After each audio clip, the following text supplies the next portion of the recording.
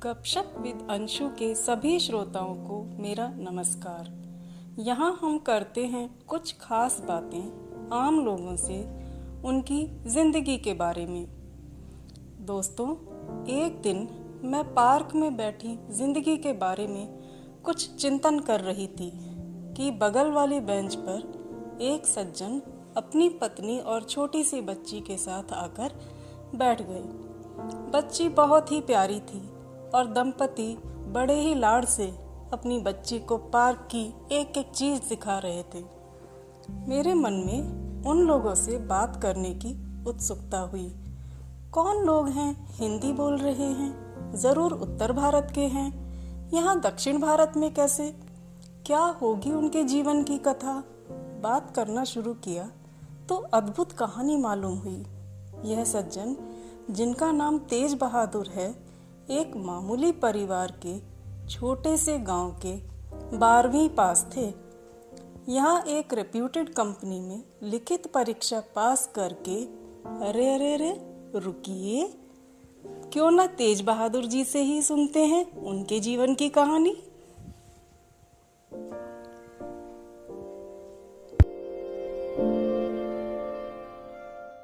Hello.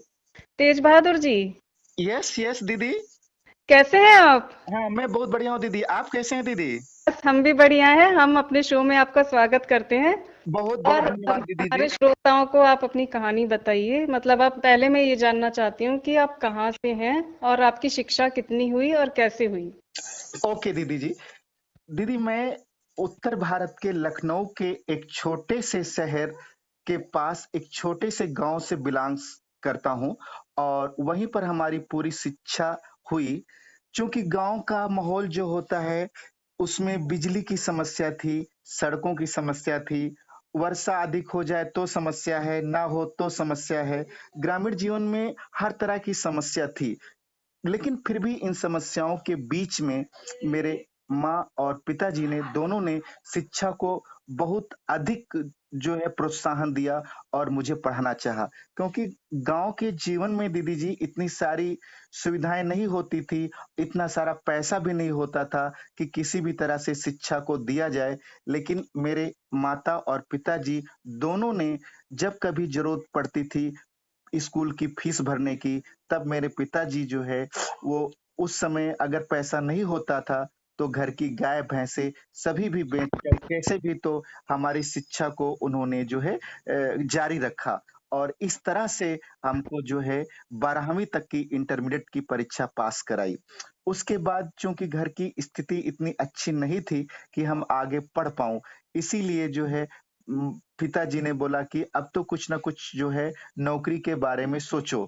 तो उस समय हमारी उम्र भी हो गई थी सरकारी नौकरी में आने की। तो हमने फॉर्म भरना शुरू किया और उसी समय एक जो है एप्लीकेशन फॉर्म आया जॉब के लिए, उसको हमने अप्लाई किया और उस परीक्षा में लिखित परीक्षा और इंटरव्यू में मैं सेलेक्ट भी हो गया। उसके बाद जो है मेरी किस्मत उत्तर भारत के इस छोटे से गांव से मेरे दक्षिण भारत के एक बहुत ही प्रतिष्ठित शहर मैसूर और एक बहुत ही प्रतिष्ठित सरकारी सरकारी संस्थान में मुझे नौकरी मिल गई। जब मुझे नौकरी मिली तो मेरा और मेरे घर के तो खुशियों का कुछ ठिकाना ही नहीं था। लेकिन इसके बावजूद मेरे गांव वालों की भी खुशियों का बहुत बड़ा ठिकाना नहीं रहा। वे सभी, जब मैं यहाँ पर जॉब के लिए नौकरी के लिए जो है मैसूर शहर की ओर निकला, तो वो दिन आज भी मुझे याद आते हैं और वो हमारे सपनों में भी गूंजते रहते हैं कि जब मुझे नौकरी मिली तो हमारे गांव से सैकड़ों लोग मुझे रेलवे स्टेशन पर आए विदा करने के लिए। और उनको ये खुशी थी कि अरे हमारे गांव का बच्चा, पहली बार कोई बच्चा जो है उसको नौकरी मिल रही है। तो उस समय चूंकि उनके पास कुछ भी नहीं था, तो कोई जो है हमारी जेब में 5 रुपए, 7 रुपए, 10 रुपए, जिसके पास जितना भी था, कोई थोड़ा सा चावल देने का ट्राई कर रहा है, कोई थोड़ा सा और भी सामान देने का ट्राई कर रहा। लेकिन हमने उन सभी के आशीर्वाद को समझकर, उनके आशीर्वाद की भावनाओं को समझकर, ये हम उत्तर भारत से दक्षिण भारत की ओर चल दिए। यहाँ पर आकर चूँकि हम एक उत्तर भारत से बिलॉन्ग्स रखते थे, हमारी मातृभाषा भी हिंदी थी, अंग्रेजी भी हमको उतना अच्छा नहीं आती।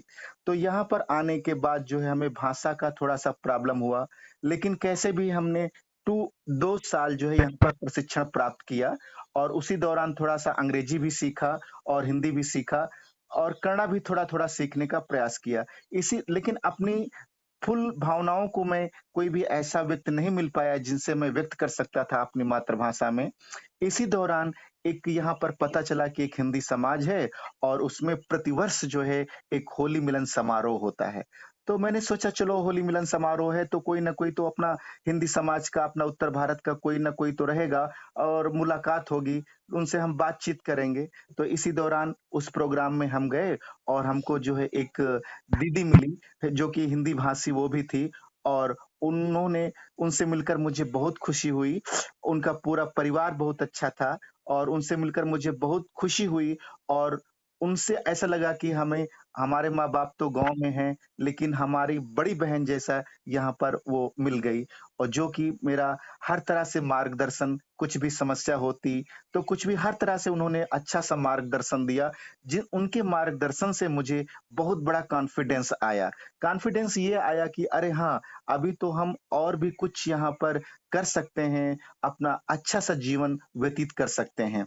इसी दौरान जो है मुझे चूँकि जीवन में साथी की ज़रूरत होती है, तो उसी दौरान जो है मुझे एक जीवन साथी भी मिला, जो कि हमारे गाँव के ही पास से गाँव के पास ही उनका भी घर था और हमारी शादी तय हो गई।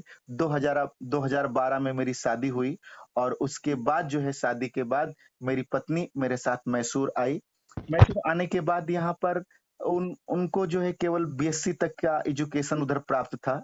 यहाँ पर आने के बाद मैंने सोचा कि क्यों ना क्यों जो है अभी जो अगर हम अपनी परेशानियों की वजह से नहीं पढ़ पाए, तो आज अगर हमारे ज़िंदगी में कोई मेरे साथ है, तो उसको क्यों ना क्यों हम शिक्षा के क्षेत्र में आगे बढ़ाएँ। तो इन्हीं भावनाओं को लेकर हमने सबसे पहले जो है उनको जो है कन्नड़ा भाषा सीखने के लिए बगल में ही एक टीचर थी, उनके पास भेजा और कन्नड़ा पास किया। कन्नड़ा एग्ज़ाम पास करने के बाद हमारी पत्नी में भी एक बहुत बड़ा उत्साह आया और उसने आगे भी पढ़ने की इच्छा जताई। मैं किसी भी तरह से कुछ पैसों का इंतज़ाम करके उनको बीएड में एडमिशन दिला दिया। बीएड में पास होने के बाद मुझको भी बहुत इंटरेस्ट आया और पत्नी को भी बहुत इंटरेस्ट आया शिक्षा के लिए, इसीलिए उनको एमएड भी seat regional institute of education में मिल गया और इसी दौरान एमएड भी हो गया। उसके बाद डिफेंस फूड रिसर्च लैबोरेटरी जो कि फूड के बारे में डिप्लोमा देती है, वहाँ पर भी पत्नी ने PG diploma in food analysis and quality assurance में भी पीजी डिप्लोमा किया और उसके बाद एमएससी इन जूलॉजी में भी किया। इस तरह से हम ये कह सकते हैं कि हम अपने बड़ों के मार्गदर्शन से जो हमारी दीदी जो जिन्होंने हमारा मार्गदर्शन किया, उन्होंने हमारी पत्नी को नल से गोल्ड मेडल तक पहुँचाने में बहुत बड़ा योगदान दिया। इससे हमारे अंदर और भी एक बड़ा आत्मविश्वास जगा और मैं ये सोचा कि अरे! हमारे अंदर जो शिक्षा प्राप्त करने की कमी रह गई थी, उसको आज हमारी पत्नी ने पूरा कर लिया। लेकिन इसी दौरान हम जिस प्रतिष्ठित सरकारी संस्थान में काम करते हैं, वहाँ पर वहाँ के अधिकारीगण ने हमको जो है आगे भी पढ़ने के लिए परमिशन दिया। अगर आप पढ़ना चाहते हैं, तो आप पढ़िए, हम परमिशन देते हैं। उधर से परमिशन मिला और जो कि हम इंटरमीडिएट थे, हम अब जो है बीएससी एग्ज़ाम भी मैंने पास कर लिया, सभी के मार्गदर्शन से। इस तरह से ये तो हमारी शिक्षा की जो है प्राप्त करने की और हमको लोगों के मार्गदर्शन से जीवन में आगे बढ़ने की, ये हमारी जो योजनाएँ थी, ये मिलती गई और इस तरह से हमारा जीवन जो है, वो बदलता गया, बदलता गया, बदलता गया। बाद में हमारे जीवन में हम 2 थे, उसके बाद जो है हमारे जीवन में एक नया मोड़ आया और हमको हमको जो है इसी वर्ष जो है हमारी एक बेटी ने हमारे घर में जन्म लिया और उस बेटी का जन्म लेने से पहले ही हमने सोचा था और कि हाँ, अगर बेटी हुई, तो हम उसका नाम शिक्षा रखेंगे। और बेटी हुई और उसका नाम हमने शिक्षा रखा और हम यही चाहते हैं कि हम जैसे हमारी पत्नी ने शिक्षा प्राप्त किया और हमने जिस तरह से शिक्षा प्राप्त किया, वैसे ही हमारी बेटी भी एक अच्छी शिक्षा प्राप्त करके सभी बड़ों के आशीर्वाद से, लोगों के मार्गदर्शन से वो भी एक अच्छी सी शिक्षा प्राप्त करके और मेरे मन का सपना ये है कि वो एक बहुत बड़ी डॉक्टर बने। यही मेरी भावनाएँ अंदर से प्रेरित हो रही हैं। तेज बहादुर जी, बहुत अच्छी बात है। आपकी ज़िंदगी में देखिए पढ़ाई की ही सबसे ज़्यादा योगदान रहा कि आपने पढ़ाई की, आपकी पत्नी ने पढ़ाई की और कितनी अच्छी सोच है आपकी कि आपने अपनी बेटी का नाम शिक्षा ही रखा। और मैं तो ये सोच रही हूँ कि आप एक ग्रामीण परिवेश के इंसान हैं, लेकिन आपकी सोच कितनी प्रगतिवादी और आधुनिक सोच है। जी, जहाँ तो जी, दीदी। ज्यादातर लोग क्या होता है कि अपनी पत्नी को आगे बढ़ते देख ही नहीं पाते हैं। जी, और दीदी। आपने तो अपनी पत्नी को आगे बढ़ाने के लिए इतना योगदान किया। तो यहाँ पर मुझे एक सवाल है आपसे जी, दीदी। कि जैसे कि आपकी फैमिली से जब उनको पता चलता होगा कि आप आपकी पत्नी को एमएससी करा रहे हैं, आप अपनी पत्नी को पीएचडी करा रहे हैं, तो क्या उन लोगों का कुछ विरोध कि भाई क्यों पत्नी के ऊपर टाइम और पैसा लगा रहे हो, तुम पढ़ो, तुम उन्नति करो, वही काफी है? तो ऐसा कुछ आपके परिवार से हुआ? जी, जी, जी नहीं दीदी, क्योंकि हम जो है आज भी जो है माँ-बाप का स्थान तो कोई नहीं ले सकता है। इसीलिए आज जो भी जो है हमको जो पहली सैलरी हर महीने मिलती है, सबसे पहले मैं जो अपना काम करता हूँ वो माँ-बाप जितना भी मुझसे हो सकता है, जितना भी मुझसे बचता है, तो मैं सबसे पहले जो भी मेरी सैलरी आती है, सबसे पहले जितना भी हो सकता है मतलब अपने खर्चे से बचाकर मैं अपने माँ-बाप को देता हूँ, तो माँ-बाप बहुत खुश हो जाते हैं। वो बोलते हैं, "बेटा मुझे बस इतना ही चाहिए और जो तुझको करना है वो तुम करो। आगे चाहे पत्नी को पढ़ाओ, चाहे बच्चे को पढ़ाओ, अच्छे से खुश रहो, जहाँ भी रहो अच्छे से रहो, हमको और कुछ नहीं चाहिए।" तो उनके इन आशीर्वादों से हमको और भी हौसला बढ़ जाता है और हौसला इस तरह से बढ़ता है कि जब भी कोई मुश्किलें आ जाती हैं, कुछ भी आ जाता है, तो कहते हैं दीदी जी कि मुश्किलों का अंबार ही मेरे हौसलों की मीनार है। इसी बात को लेकर जो है हमारे घर वाले भी मेरा हौसला बढ़ाते हैं और वो उनकी उनकी तरफ से यही हमको हमेशा मार्गदर्शन मिलता है कि तू कभी लूज़र नहीं बनना, हमेशा फाइटर बनना। जी, दीदी जी। बहुत अच्छी बात कही आपने भैया, और मैं तो बहुत दंग रह गई हूँ। आप कितनी अच्छी सोच है आपकी। आप अच्छे अच्छे पढ़े लिखों से ज्यादा अच्छी सोच आपकी है कि आप हर महीने माँ बाप को पैसा भेजते हैं। पर यहाँ पर मुझे एक और सवाल आपसे करना है कि आप तो अपनी फैमिली में से निकल कर पढ़ लिख गए और भगवान की कृपा से आपके यहाँ सब अच्छा हो रहा है, पत्नी भी पढ़ी है, भगवान ने चाहा तो बिटिया भी बड़े होकर डॉक्टर बनेगी। लेकिन आपकी फैमिली में आपके भाई बहन वो लोग क्या कर रहे हैं? क्या वो वही हैं या वो भी पढ़ाई लिखाई करके कुछ आगे निकले हैं? जी, दीदी जी। दीदी जी, जैसा कि हमने बताया कि हम घर के सबसे बड़े थे दीदी, तो हमको तो सपोर्ट करने वाले हमारे माँ-बाप ही थे। उन्होंने मैं बताया दीदी कि जब फीस नहीं होता था, तो हमको वो घर की गाय-भैंसे सभी बेचकर किसी भी तरह से हमारा फीस देते थे। लेकिन जब मैं इधर नौकरी में मिल गया, तो हम अपने भाई-बहनों के लिए थोड़ा सपोर्ट करने के लिए मेरे पास कुछ पैसा हो गया था। तो उसके बाद हमारी जो 4 बहनें हैं और मेरा 1 भाई है। जैसे ही मैं यहाँ यहाँ पर आया, मैंने सबको बोला अपने भाई-बहनों को कि तुम सभी लोग जो है अपनी शिक्षा को कभी भी बंद मत करो और सभी लोग जिस भी विद्यालय में जाना है आप जाओ, हम आपके लिए सपोर्ट के लिए तैयार हैं। हमारी इन बातों को सुनकर हमारे भाई-बहनों में भी बहुत हौसला आया। हमारी एक बहन जो है डिप्लोमा इंजीनियरिंग किया, उसके बाद जो है छोटी बहन ने टीचिंग की ट्रेनिंग किया, बीटीसी किया। उसके बाद जो है वो टीचिंग लाइन में उसको गवर्नमेंट जॉब भी मिल गया। बाद में बड़ी वाली सिस्टर को भी जॉब मिला, लेकिन उसका हस्बैंड जो है ऑलरेडी बैंक में जॉब कर रहे थे, तो उन्होंने जॉब को ना प्रेफ़र करके जो है अब अपना घर गृहस्थी में लग गई। और थर्ड मेरा भाई भी जो है उसी दौरान बाद में स्टडी करके 10th के वो पीयूसी के बाद जो है वो भी आर्मी में सेलेक्ट हो गया। वो भी अपना अच्छा-सा नौकरी मिल गया। बाद में हमारी तीसरी बहन जो है उसको और भी सपोर्ट हमारे भाई से और जो दूसरी बहनें थी उनसे मिला। उसने और भी अपनी अच्छी शिक्षा को जारी रखा और उसने जो है यहाँ तक कि उसको junior research fellowship in education केंद्र सरकार द्वारा उसे मिला और उसने पीएचडी जो है आगरा विश्वविद्यालय से अभी वो पीएचडी कर रही है। इसी तरह से लास्ट वाली सिस्टर को दीदी और भी सपोर्ट मिला और उस वो भी अभी जो है टीचर की ट्रेनिंग कंप्लीट करके अभी जो है कंपटीशन की तैयारी कर रही है। इस तरह दीदी एक दूसरे के सपोर्ट से जो है सभी आगे जो है बढ़ते गए। और तो आज भी भैया हमारे घर में जो है शिक्षा की इतनी जो है वो आगे जो है शिक्षा आगे बढ़ती ही जा रही है। और इन सभी के लिए जो है सिर्फ एक ही चीज मैंने अपने दिल में रखा, जो कि बोलते हैं दीदी जी की हिम्मत मर्दा मदद ए खुदा, अर्थात हिम्मत ही मर्द की असली ताकत है। इसीलिए हमने जो पहले अपने अंदर ताकत रखी, आज वही सी ताकत से पूरा घर का एक स्तंभ पिलर की तरह जो है बनता जा रहा है दीदी जी। तो भैया ऐसा हो गया कि आप खुद एजुकेट हुए और फिर आपने अपनी पूरी फैमिली, अपनी 4 बहनों, भाई, पत्नी सबको शिक्षित कर दिया। जी दीदी। यही है आपकी कहानी। मतलब मुझे इतनी प्रेरित करने वाली लगी कि जो सुनेंगे हमारे श्रोता वो उनको समझ में आएगा शिक्षा का महत्व, जी कि जी शिक्षा बिल्कुल से दीदी। हम अपने सामाजिक स्तर को, अपनी फैमिली को, अपने आसपास की हर चीज को चेंज कर सकते हैं। जी दीदी, जी दीदी। पर यहाँ पर मुझे ऐसा लगता है कि क्या आपको ऐसा नहीं लगता कि आप घर से बहुत दूर हैं? अगर मैं पास होता तो अच्छा होता, मैसूर बहुत दूर हो जाता है। जी दीदी, कभी-कभी लगता है, लेकिन दीदी कभी-कभी लगता है, लेकिन फिर भी जो है जीवन के हर एक मोड़ पर कोई न कोई दीदी मिल जाता है जो कि अपना घर जैसा ही, माँ-बाप, भाई-बहन जैसा ही मिल जाता है। तो उनकी कमी तो पूरी नहीं होती है, बल्कि फिर भी जो है उनकी कमियों को पूरा करने के लिए कोई न कोई जो है मिल जाता है आस-पास, और वो उनके मार्गदर्शन से, और ये उन उस कमी की महसूस नहीं होती दीदी जो है।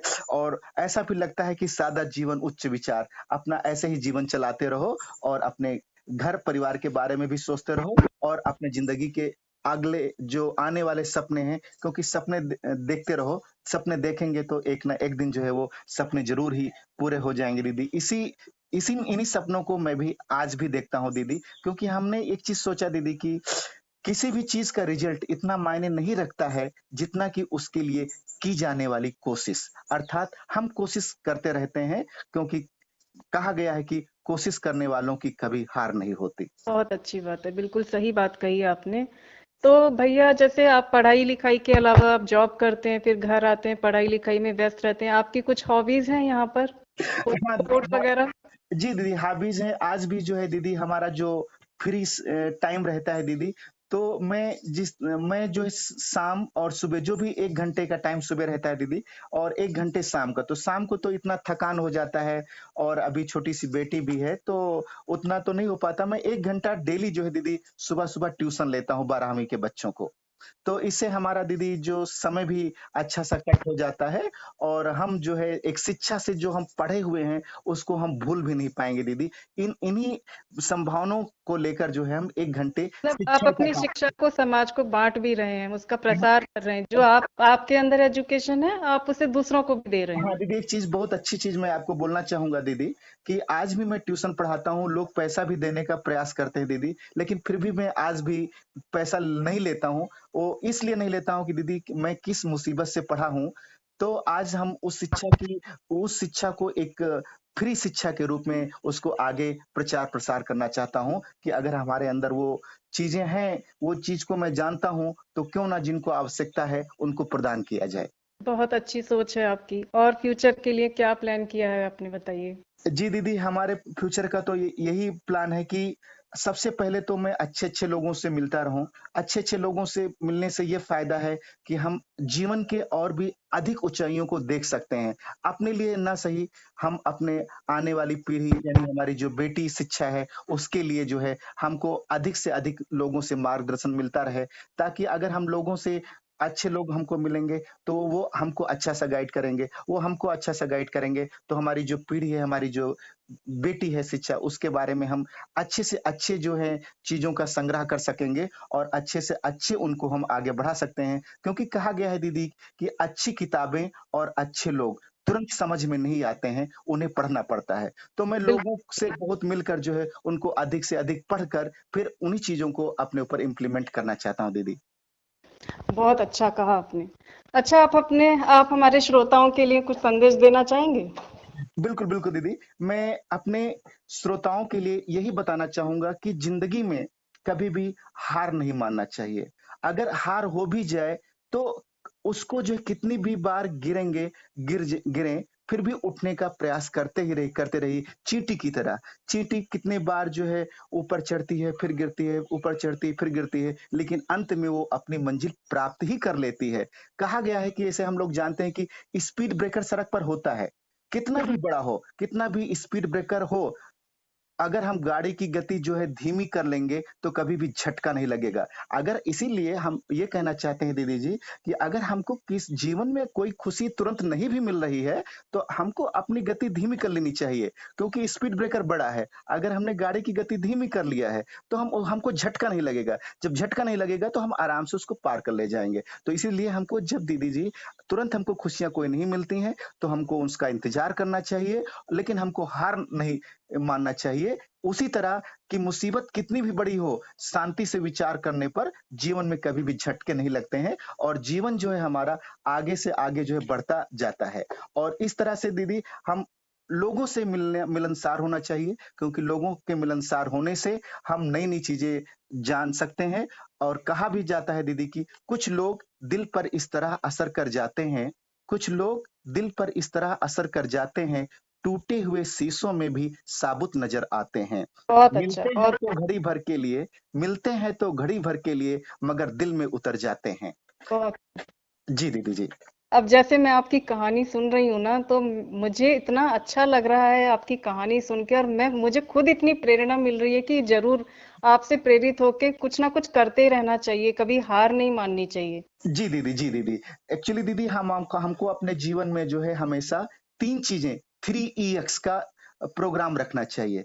3 ईएक्स मीन्स 3 ईएक्स होना चाहिए।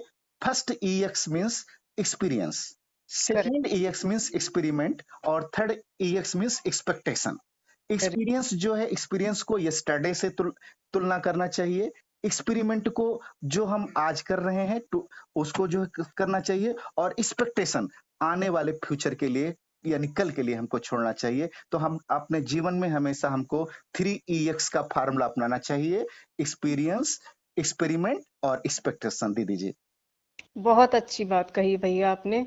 और हम तो उम्मीद करेंगे और भगवान से प्रार्थना करेंगे कि आपको हर कदम पे सफलता दे भगवान, क्योंकि आपकी सोच इतनी अच्छी है, और अच्छी सोच वाले इंसान के साथ अच्छा होता ही है, भले जी ही देर से हो लेकिन होगा जरूर। जी और दीदी, जी इसी के दीदी। साथ मैं आपको धन्यवाद अदा करना चाहती हूँ कि आपने हमारे शो में जुड़ के हमारे श्रोताओं के साथ अपनी कहानी शेयर की, और जरूर हमारे श्रोताओं को आपकी कहानी से कुछ ना कुछ सीख और प्रेरणा अवश्य मिलेगी। तो आपका बहुत बहुत धन्यवाद भैया। मुझे भी बहुत खुशी हुई दीदी जी आपके इस प्रोग्राम में अपने दिल की बात को रखने का, अपने निजी जीवन के बारे में बात रखने के लिए मुझे भी आपके इस प्रोग्राम में जुड़कर बहुत बहुत खुशी हुई। बहुत बहुत बहुत धन्यवाद दीदी जी।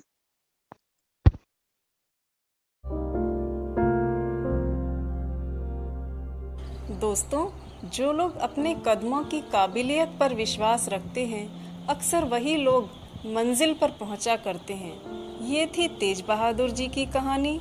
अगले एपिसोड में आपसे फिर मिलेंगे एक नई कहानी के साथ।